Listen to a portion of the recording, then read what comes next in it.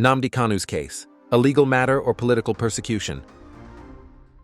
In the heart of Nigeria's fractious political landscape, few cases have ignited as much controversy as that of Mazi Nnamdi Kanu, the leader of the indigenous people of Biafra, IPOB.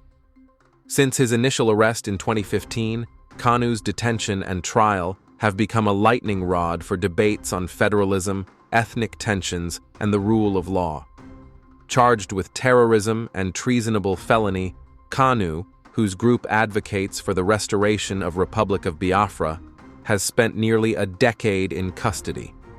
As of October 2025, his trial before Justice James Omotosho at the Federal High Court in Abuja teeters on the edge of a critical ruling, with Kanu himself now defending his case pro se after dismissing his legal team.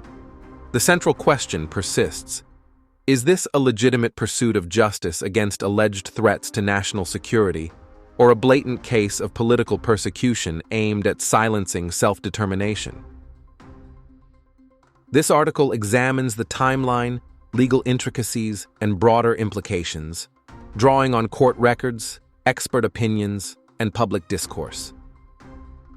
Nnamdi Kanu, a British-Nigerian activist born in 1967, rose to prominence in 2012 as the founder of IPOB, an organization pushing for Biafran independence through non-violent means like civil disobedience and election boycotts.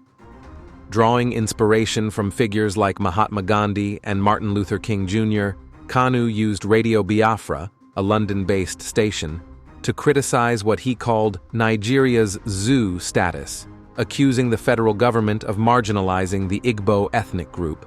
His rhetoric, often fiery, included calls for self-defense against perceived Fulani incursions and boycotts of national institutions. The Nigerian government proscribed IPOB in 2017, a move upheld by the Supreme Court in 2018. Kanu was first arrested in 2015 on charges of treasonable felony, but granted bail in 2017 after global outcry. He fled after military invasion of his home, where over 20 civilians were killed. He was renditioned back to Nigeria in June 2021, abducted from Kenya in a covert operation involving blindfolding, torture, and a private jet to Abuja. A Kenyan high court later ruled this rendition unlawful, violating international human rights treaties like the African Charter and the International Covenant on Civil Rights.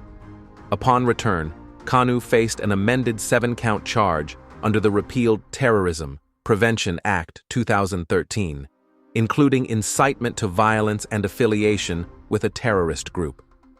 The Court of Appeal acquitted him in October 2022, citing the illegal rendition, but the Supreme Court overturned this in December 2023, remitting the case for retrial, a decision critics call unconstitutional and per incuriam.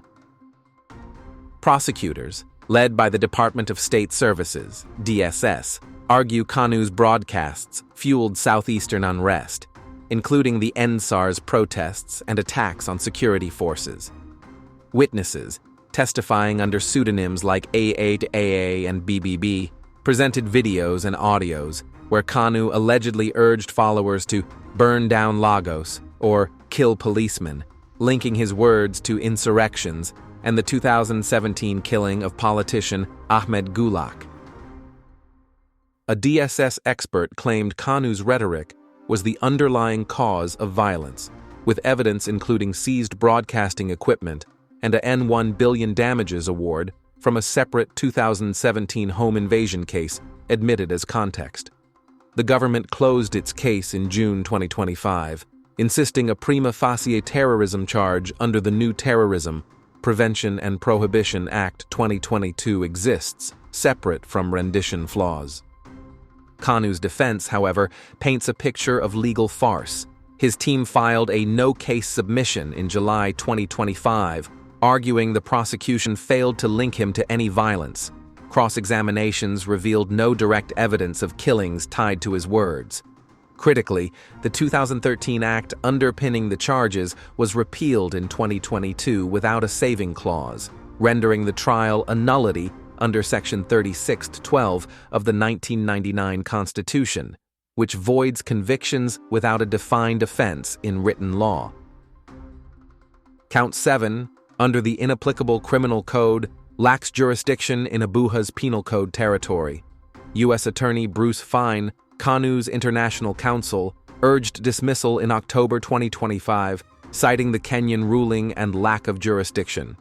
Kanu himself, now self-representing, refused to open his defense on October 27, 2025, insisting, "You have no charge against me." The court is set to rule on the no-case motion soon, with Kanu expecting global witnesses from the UK, US, Kenya, and Ethiopia. Supporters and rights groups frame Kanu's ordeal as textbook political persecution. IPOB's spokesman, Emma Powerful, called the trial a sham built on falsehoods, accusing the judiciary of an unholy alliance with prosecutors through endless adjournments and restricted lawyer access. Human rights lawyer Abubakar Marshall described it as deeply political, urging dialogue over confrontation. The Initiative Against Human Rights Abuse and Torture, Inahurat, demanded unconditional release, labeling the Supreme Court's remittal a fatal error that revived a dead case. Why prosecute Kanu for broadcasts while overlooking similar agitations elsewhere? Barrister Christopher Chidera accused the government of hiding behind a facade of justice, noting violations of court orders on bail and medical access. A recent court ruling deeming Kanu fit to stand trial, based on a disputed medical report, was slammed as a travesty of medical ethics. Protests under Free Nnamdi Kanu now, led by figures like Omoyele Sowore, have led to arrests, fueling claims of suppressed dissent. Yet the government counters that Kanu's presidential treatment in DSS custody, complete with apologies for initial rough handling, belies persecution claims.